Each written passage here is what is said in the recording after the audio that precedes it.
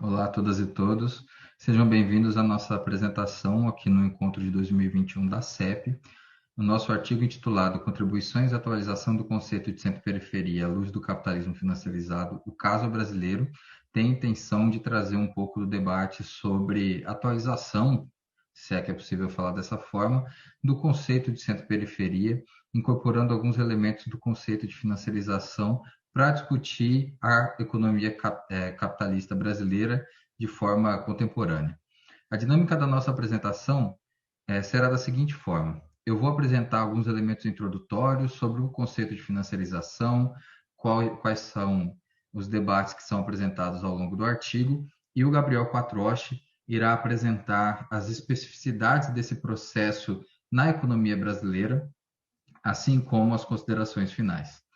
A ideia aqui, é claro, não é explorar a fundo os conceitos que nós estamos trazendo, uma vez que esta apresentação serve de apoio para a leitura do nosso artigo, que eu vou deixar na descrição aqui do link. Desde já peço desculpas caso alguma coisa saia um pouco não convencional para a gravação de vídeos no YouTube. É a primeira vez que eu estou fazendo isso, mas vamos lá, vamos tentar. Bom, a mudança do sistema monetário e financeiro internacional, que é representada pelo fim do sistema de Bretton Woods, ela modificou profundamente a configuração da relação conhecida entre centro e periferia. A liberalização financeira, surgimento do dólar como reserva internacional sem necessidade de lastro e a explosão das inovações financeiras reconfiguraram a dinâmica da acumulação global, provocando inserções diferenciadas pelos países e superando a disputa entre estados a partir da globalização produtiva e financeira. Dessa forma, observa-se que a noção convencional de grandes estados-nações disputando parcelas do comércio global ou orientando a forma como a acumulação capitalista seria ou não feita, ela passa por uma modificação sem, entretanto, modificar ou acabar com o que a gente pode enxergar como relação entre centro e periferia, uma vez que, mesmo diferenciada, existem diferentes formas de inserção da economia capitalista global por parte dos países periféricos do que com relação aos países centrais. Nesse contexto de cada vez menos limitação dos fluxos financeiros por regulações ou políticas, a financiarização, então, ela aparece como um novo padrão sistêmico de riqueza, que implica a predominância da lógica financeira no processo de decisão dos agentes relevantes do sistema capitalista. Nesse sentido, nós fazemos um corte com relação àquelas visões que até consideram a existência da financiarização, mas relacionam ela a políticas específicas de liberalização financeira, desregulamentações, onde países podem ser muito ou pouco financiarizados, a depender da sua liberdade de fluxo financeiro. Esse não é o debate aqui. Nós estamos falando que se trata, sim, de um conceito, mas que um conceito que abarca sistematicamente o conjunto da economia capitalista global, modificando a forma como ela se comporta e principalmente como ela gere e cria a sua riqueza. Dessa forma, a ascensão do processo de financiarização, ela acaba não modificando o modelo centro-periferia, como eu acabei de comentar, mas, em verdade, ela aprofunda nesse sentido. Então, o objetivo do artigo vai ser o quê? Analisar como as condições estruturais que definem a condição periférica também definem a forma de apropriação da acumulação financeira nesses países. Para isso, nós vamos apresentar rapidamente o que seria a financiarização como padrão sistêmico de riqueza, e nós acreditamos, então, apresentamos no artigo, que ela deve ser entendida compreendendo um novo estágio do capitalismo, que parte da noção de que os estoques de riqueza passam a afetar o conjunto de decisões de gasto, políticas econômicas, assim como o movimento dos ciclos econômicos. Então, as empresas não mais decidem a alocação dos seus recursos sem serem orientadas por uma lógica financeira, ou seja, considerando, por exemplo, o mercado de ações, ou no caso dos estados, quais são as políticas econômicas que devem ser orientadas principalmente se para políticas econômicas de industrialização, de que forma essa industrialização pode ou não ser feita, se são políticas econômicas que garantem a regulação e a estabilidade dos fluxos financeiros.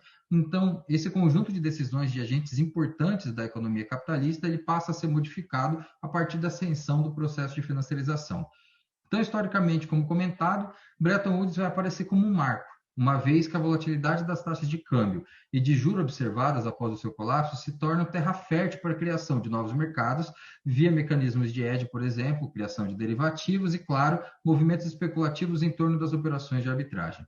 Como consequência dessa expansão financeira dos mercados financeiros, acaba sendo necessário que mecanismos de interação entre os agentes sejam melhor desenvolvidos. Como assim?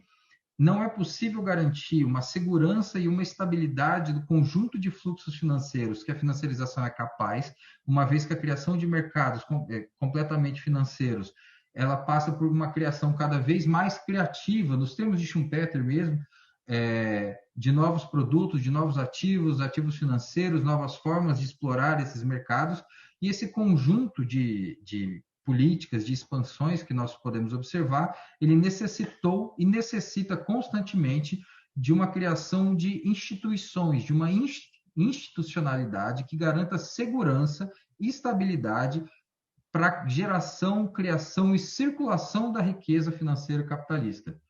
Dessa forma, então, essa evolução da institucionalidade, ela provocou um ambiente que o conjunto da economia capitalista, com destaque, é claro, para empresas, famílias e o Estado, tenha sido envolvido.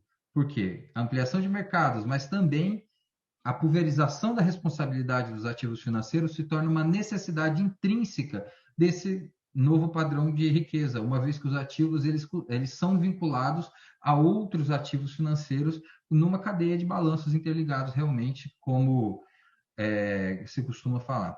Então, de forma geral, é o capital fictício, sim, o termo do Marx, que passa a controlar as operações capitalistas como um todo. E é a lógica financeira que vai dominar as decisões dos agentes, como eu disse. Então, a riqueza fictícia, a riqueza financeira fictícia, ela passa a dominar, ser quem lidera o processo de acumulação capitalista que nós estamos vendo a partir da década de 80, principalmente. Então, essa expansão das possibilidades financeiras de lucro, assim como a modificação do papel do Estado, que caracterizam esse capitalismo financiarizado, elas também podem ser caracterizadas como, assim, como parte da ascensão das ideias neoliberais. Então, aqui nós estamos trazendo, sim, o debate do centro-periferia e financiarização, mas o debate do neoliberalismo ele não está à parte, até porque também entende-se que o neoliberalismo ele deve ser entendido não como um conjunto de políticas que são neoliberais ou que deixam de ser, como se uma eleição, por exemplo, pudesse modificar o fato do neoliberalismo ser uma opção política ou não. Uma vez que o neoliberalismo ele é um conjunto de ideias que fortalece uma institucionalidade capitalista, que fortalece uma nova forma de organizar o Estado e uma nova forma de se ver enquanto agentes que fazem parte dessas economias, bem verdade, a modificação das formas de trabalho, a modificação da atuação do Estado, as ideias neoliberais elas passam a ser, na verdade, um conjunto de ideias que forma um pensamento dominante. Sendo assim, essa visão sistêmica das ideias neoliberais, elas contribuíram diretamente para a ascensão do processo de financiarização. Essas mudanças provocadas pelo neoliberalismo, por exemplo, como desregulamentação bancária, tendo como exemplo rapidamente, a economia norte-americana, ela até a década de 80, ela tinha o seu sistema bancário completamente segmentado, inclusive com taxas de juros diferenciadas, e a ascensão das ideias liberais não à toa, contribui para a desregulamentação desse sistema bancário e para a ascensão da financiarização. Dessa forma, pouco a pouco, o setor financeiro foi capacitado a ampliar os seus mercados, a sua atividade, lucros, e você acelera as tendências já observadas pelo Marx de concentração e centralização do capital, mesmo que essa criação de novos mercados seja constante, mas ainda sob o pressuposto de uma economia cada vez mais centralizada, mais concentrada. Tá ok? Então, além disso, é claro, observam-se modificações nos estados. No caso brasileiro, o Gabriel vai tratar um pouco disso rapidamente lá na frente. A alocação de recursos em atividades cada vez mais lucrativas, só que de alto risco, exige a construção de um ambiente institucional que é capaz de gerenciar esse risco, tornar as transações seguras e ainda criar novos mercados, como eu tinha adiantado. Como consequência, as finanças passaram a controlar mecanismos de emissão de crédito estreitamente conectados com o mercado de ativos, então a emissão de dinheiro endogenamente, desse modo então essa emissão passam a controlar a criação de nova riqueza no capitalismo. Então, você vincula a geração de riqueza pautada cada vez mais pelo sistema de crédito, e esse sistema de crédito cada vez mais pautado pela lógica financeira, liderado pelo processo de acumulação fictícia, são esses canais quem lideram o controle e a circulação de nova riqueza no capitalismo contemporâneo. Nesse sentido, se foi possível alguma vez enxergar o Estado como um agente ativo na geração de demanda efetiva, também, ou seja, um outro papel na acumulação capitalista, passa a ser entendido como essencial no seu papel que ele seja um agente regulador e que garanta o aparato institucional dessas transações financeiras. Então, essa geração de riqueza, que a gente comentou aqui, a alocação de recursos com atividades necessita ambiente institucional capaz de gerenciar risco, tornar transações seguras e criar novos mercados. Essas três funções também passam a ser função do Estado. Sendo assim, o Estado ele não deixa de ser importante. Nem por isso o Estado deixa de ser mínimo. Na verdade, o Estado é máximo, só que ele cumpre uma outra função na agenda, nas possibilidades da acumulação capitalista.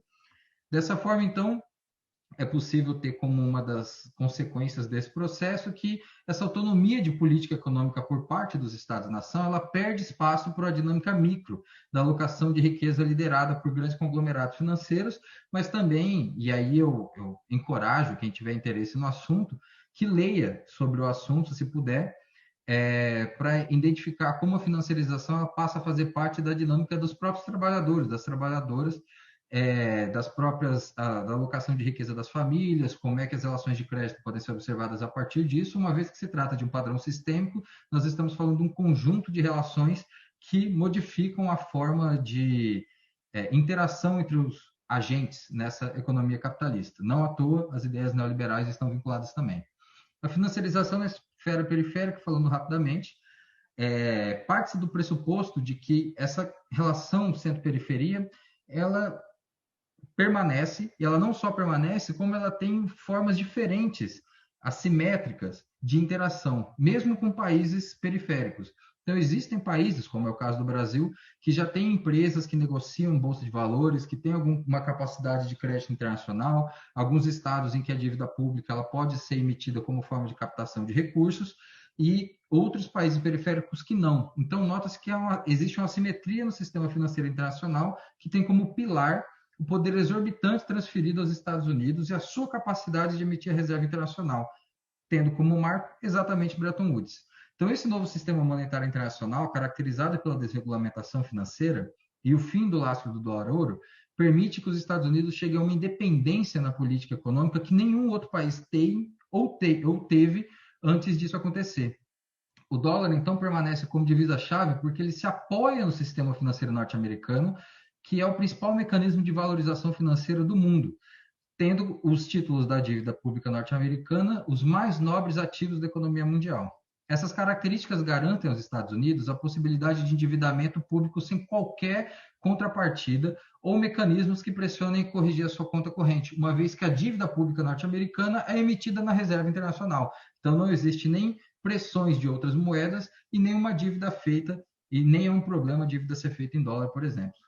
Então, a importância dos títulos americanos no sistema monetário internacional provém a taxa de juros de referência para a formação de preços de títulos privados, são importantes veículos de hedge para posições em outros títulos de renda fixa, facilitam o financiamento de posições no mercado financeiro e administração de liquidez, e, nesse caso, por exemplo, quando eles são usados como garantia de empréstimos. Sendo assim, são investimentos seguros de longo prazo, dado baixo risco de crédito. Em resumo, então, os títulos americanos são o porto seguro do sistema monetário internacional pois são os ativos mais seguros e com maior liquidez, reforçando a capacidade dos Estados Unidos e da sua moeda, o dólar, como agentes centrais nessa nova dinâmica financeira.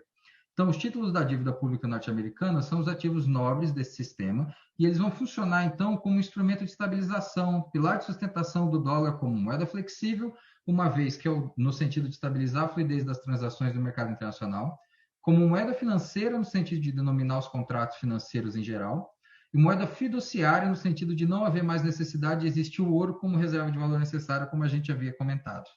Então, entendendo a simetria o porquê do poder norte-americano dentro da assimetria internacional, e aí leva para outros debates, por exemplo, sobre as capacidades de outra potência assumir a centralidade no sistema monetário internacional, também recomendo, inclusive tem artigos nesse encontro da CEP que discutem isso.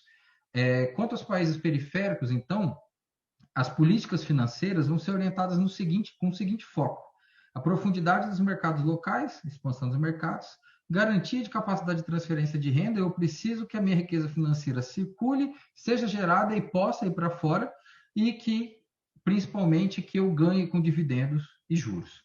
Essa sustentabilidade na forma de transferir renda, então, ela foi configurada com políticas de acúmulo de reservas e do aumento da autonomia dos bancos centrais para evitar que esses financiassem déficits públicos. Então, existe um outro mecanismo que é muito comum nas economias periféricas, que é o acúmulo de reserva vinculado ao aumento da dívida pública, na dívida pública interna principalmente.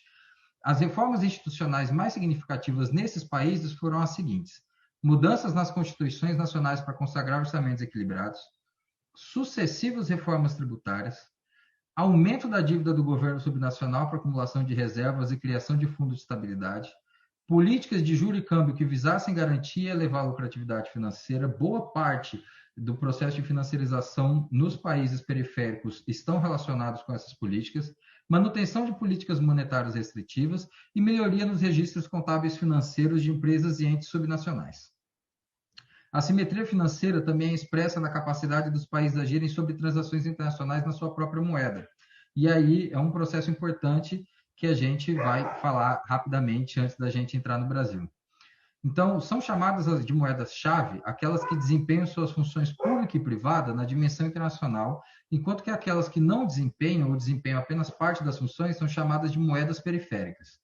Então, segundo a Bouchard e o Paludetto, são 3 as funções da reserva internacional no sistema monetário internacional que devem ser observadas a partir do seu uso público e do seu uso privado, para que a gente possa mensurar a sua condição de moeda-chave, de moeda periférica e a relação dentro do sistema internacional.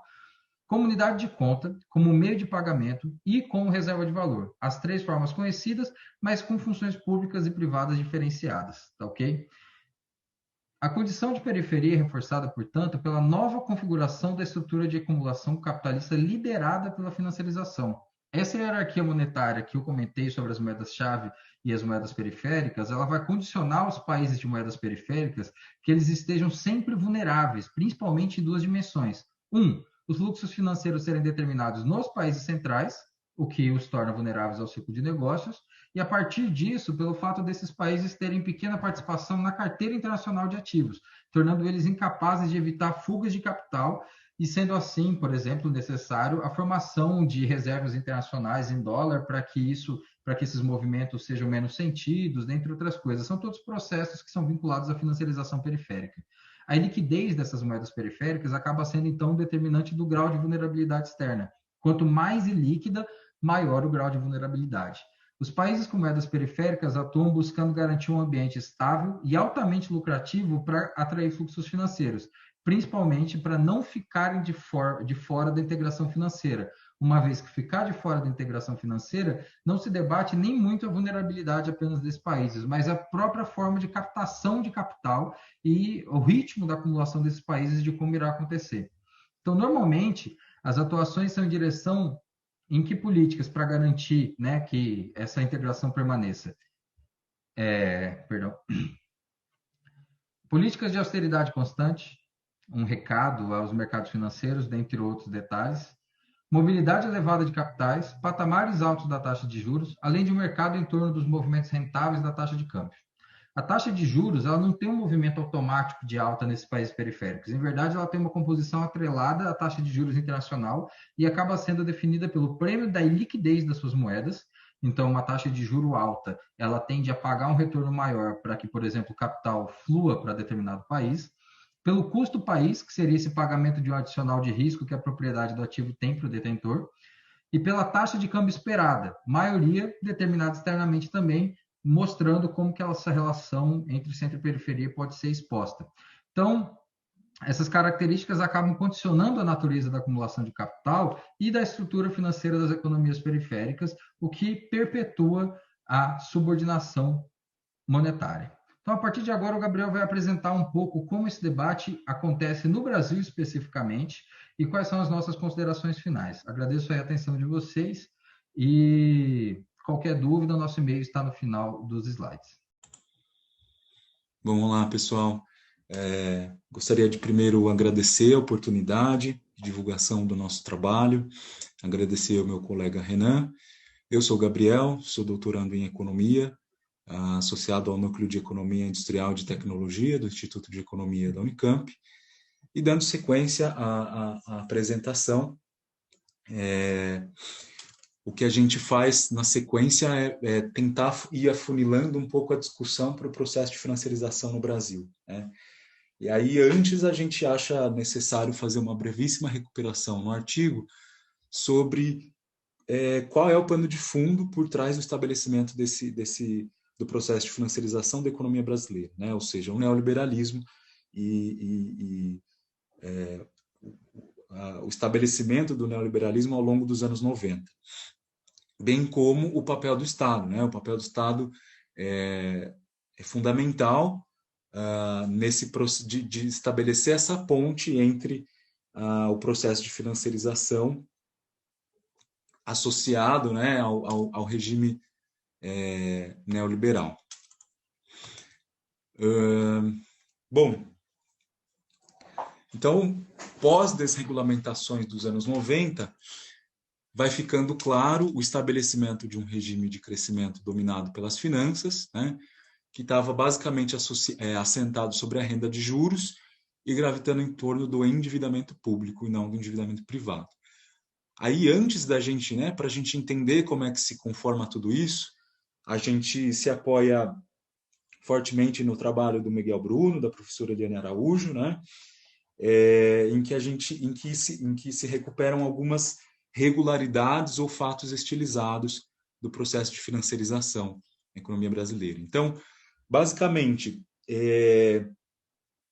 de 66 a 93, ocorre o que os autores chamam de profit-led growth, ou seja, um regime de crescimento ainda pautado, né, guiado pelo lucro, quando os investimentos são liderados, orientados pela taxa de lucro, e aí a gente vê isso aqui nesse primeiro recorte, né? Então, a taxa de lucro bruto macroeconômico, que é essa mais escura, e a taxa a taxa de acumulação de capital fixo vai acompanhando o movimento da taxa de lucro.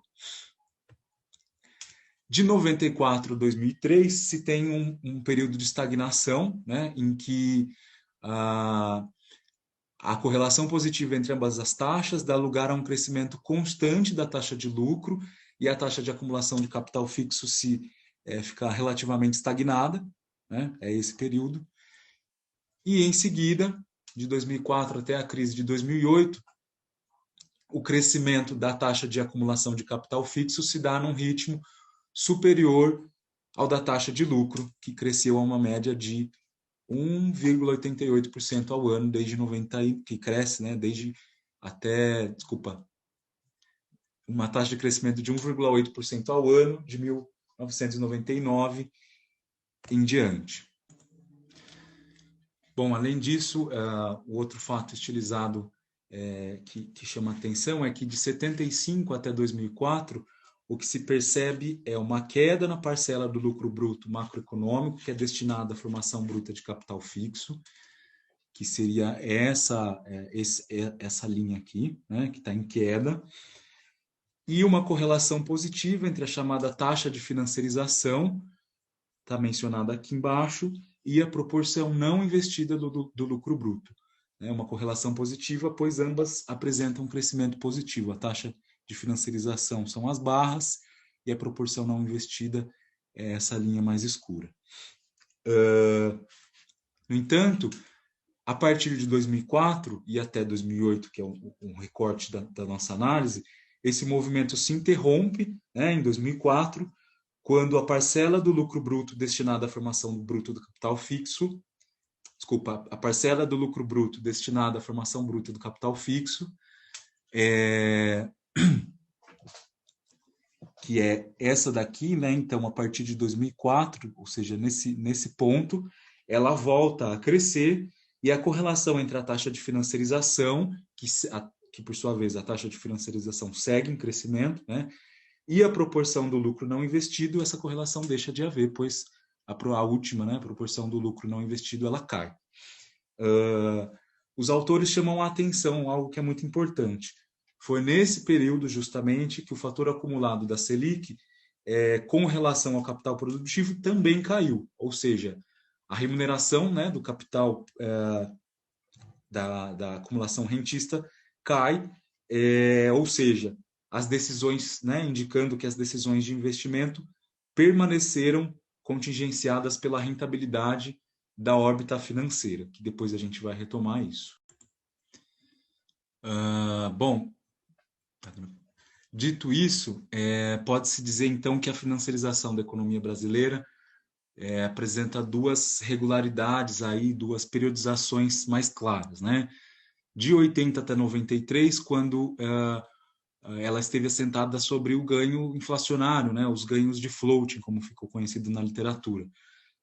Basicamente, os ganhos de floating são ganhos de capital obtidos via transferência de renda de agentes não financeiros para o sistema bancário via perda do poder aquisitivo da moeda, expresso nos juros reais negativos pagos pelo excesso de depósitos sobre os encaixes totais. Esse tipo de financiarização, esse período, os autores chamam a atenção que ele pressupõe um ambiente institucional bastante específico, nesse caso dual. De um lado, você tem a coexistência da moeda emitida pelo Estado, que exerce a função de meio de pagamento e unidade de conta, e a moeda financeira indexada, lastreada pelos títulos públicos, essa exercendo a função de reserva de valor, e um cenário inflacionista, né? Um cenário de alta inflação. Bom, depois, pós-Plano Real, aí, a relativa estabilização da economia doméstica, a partir de 95 até 2008, o que a gente tem é uma financiarização fortemente assentada sobre a renda de juros, né? Basicamente a dívida pública do Estado, mais os títulos de renda fixa que também estão atrelados à remuneração dos títulos públicos. Então, para se ter uma ideia, né, de 95 até 2006, a rentabilidade dos títulos de renda fixa e derivativos representou 50% da receita operacional do sistema bancário financeiro. O crédito apenas 20%. Em 2009, essa proporção foi de 84% dos títulos de renda fixa e derivativos e apenas 10% vindo de operações de crédito, né? Então, conforma-se com isso a dívida pública como principal eixo da acumulação rentista patrimonial no país. Bom, e aí aqui uma importante reflexão, né? Uma das formas em que a condição periférica é explicada e também é reforçada, ela explica e também é reforçada pela singularidade da financiarização no país. A financiarização, basicamente, né? A financiarização sobre a renda de juros, além de, no limite, deteriorar ainda mais o saldo da conta corrente do país, ela também, por outro lado, reforça a deterioração dos termos de troca, via capacidade de controle dos preços das pautas exportadora e importadora entre centro e periferia.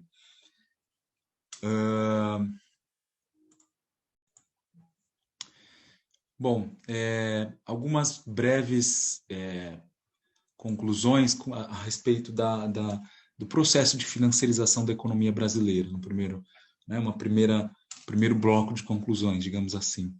Primeiro, quanto às diferenças da financiarização da economia brasileira com relação às economias centrais, que são as majoritariamente retratadas na literatura. Primeiro, que a financiarização por aqui esteve promovida pelo capital portador de juros, né? que é o que a literatura da chamada Escola de Campinas já traz, ou seja, que a financiarização nas economias periféricas, de um modo geral, é assentada sobre o capital portador de juros. O mercado de dívida pública como base para a acumulação rentista patrimonial e uma estrutura de propriedade, desculpa, prevalecente no mercado de capitais, que é muito mais concentrada e menos pulverizada por aqui, né? Bom, com relação à periodização e as características correspondentes. Então, a gente tem primeiro, de 91 até 2003, um regime do tipo Finance Dominated, né? Onde a circulação financeira se faz a base do processo de autovalorização do capital financeiro, e depois, 2004 até 2008, um regime do tipo Finance-Led, onde principalmente a retomada da formação bruta de capital fixo, associada, né, acompanhada da queda do fator acumulado da Selic com relação ao capital produtivo, reforça a hipótese de que a rentabilidade de referência permaneceu no setor financeiro, na órbita financeira. E isso também nos mostrou, na verdade, corroborou a hipótese de que a financiarização, o padrão sistêmico de riqueza, né, ou a financiarização, não implica a ausência de crescimento econômico, porque foi um período em que houve crescimento econômico, né? Mas ela implica apenas, né, simplesmente um crescimento econômico que é altamente instável, né? Bom, e agora as considerações finais do trabalho, né, do artigo como um todo. Então, primeiro é que fazer essa análise da financiarização pelo prisma da relação centro-periferia nos permitiu a compreensão da financiarização não como um fenômeno conjuntural, né, mas como algo sistêmico. É possível estabelecer associação entre o padrão de integração dessas economias subordinadas, como a brasileira, com a falta de capacidade estrutural em superar os limites, em superar os ditames do capital financeiro. Foi possível ainda compreender algumas das singularidades, ainda que de uma maneira breve, né, pois não nos aprofundamos tanto nessas diferenças que existem entre a financiarização da economia brasileira e as centrais. Mas, basicamente, quanto às condições políticas que corroboram a maior ou menor autonomia do Estado, né, quanto à estrutura de propriedade dos ativos financeiros, ao tamanho, à relevância e alcance dos mercados de capitais, como eu falei agora há pouco, quanto ao papel essencial, central do capital cortador de juros, e, no limite, quanto ao papel do endividamento público e a atuação do próprio Estado na viabilização do avanço desse processo de financiarização. E aí, uma das principais conclusões: qual é a repercussão de uma financiarização que está assentada sobre o endividamento do Estado? Basicamente, se cerceia a autonomia desse Estado nacional na determinação, na sua capacidade de determinação de políticas macroeconômicas, né? Estamos falando principalmente da política fiscal, sob a égide do equilíbrio das contas públicas e da máxima da austeridade, algo que acho que nesse cenário de crise causada pela pandemia do coronavírus ficou ainda mais latente, ainda mais escancarado, e também o cerceamento da capacidade de determinação da política monetária, que, sob a marca de uma taxa de juros que é eternamente responsável por evitar a afamada fuga de capitais, reverbera na limitada capacidade de criação de crédito e de financiamento ao desenvolvimento da própria economia doméstica. E aí é claro que a gente chegou a algumas questões, né, que a gente pretende ainda, se houver fôlego, continuar, que, bom, enfim, a crise econômica oriunda da pandemia agora do coronavírus trouxe elementos novos, aqui no caso da nossa economia, a diminuição drástica no patamar de juros, né? E aí, então, fica a questão de se investigar quais foram as consequências sobre a base da acumulação rentista no país, se você teve uma diminuição brusca da taxa de juros, né? A gente, enfim, já tem visto algumas pistas aí sobre o que tem ocorrido, mas, inclusive, esse cenário de diminuição da taxa básica de juros já sinalizou para uma reversão, né? E é claro que a gente também tem que considerar que o processo de financiarização não está unicamente assentado sobre a taxa de juros, né, sobre o capital portador de juros. Bom, basicamente é isso. Eu espero ter ficado dentro do tempo. Estava cronometrando aqui. E eu agradeço, espero que tenhamos uma discussão, uma boa discussão. Muito obrigado.